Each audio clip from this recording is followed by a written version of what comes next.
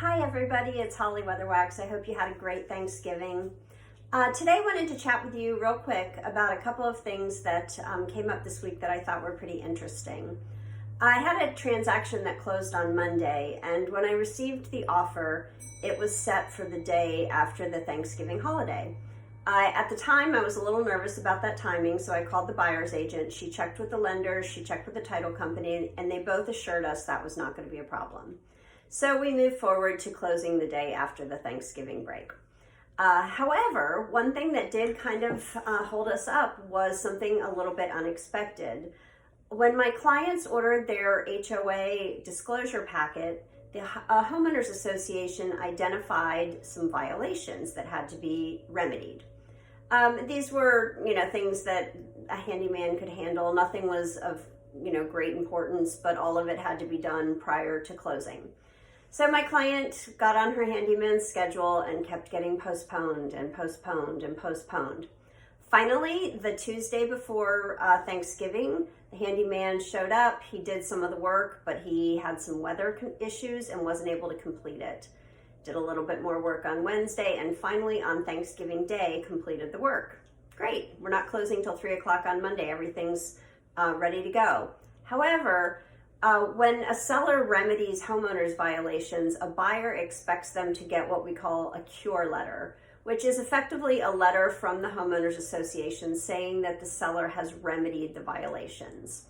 Well, the homeowners association was closed on Thanksgiving Day, obviously, and on Friday prior to our closing.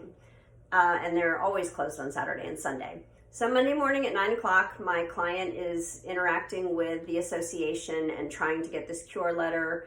There were some things she had to provide them that she didn't on the first go round. We finally, got them everything they needed. And we were in fact able to get the cure letter prior to closing. Great news. We got it at about 1 o'clock. Our closing took place at 3. That was just, however, a lot of unnecessary stress. My client stressed all the way through the Thanksgiving weekend, not sure if she was going to be able to get this letter. The buyer was stressed because they weren't sure everything was going to be done prior to closing.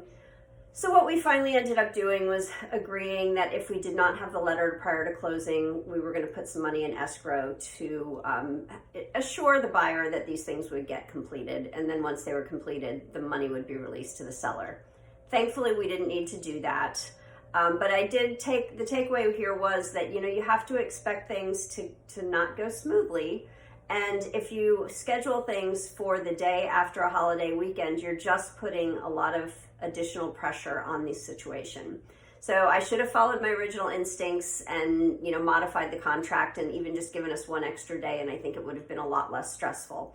So as you go into this next round of holidays, and if you put together an offer or you're accepting an offer on your property, think about that, because as complicated as it was during Thanksgiving, it gets even more complicated during the winter holidays. So anyway, I hope everybody's doing well, and if I can help you over the next couple months buying or selling a home, please don't hesitate to reach out. Thanks so much, everybody, and take care.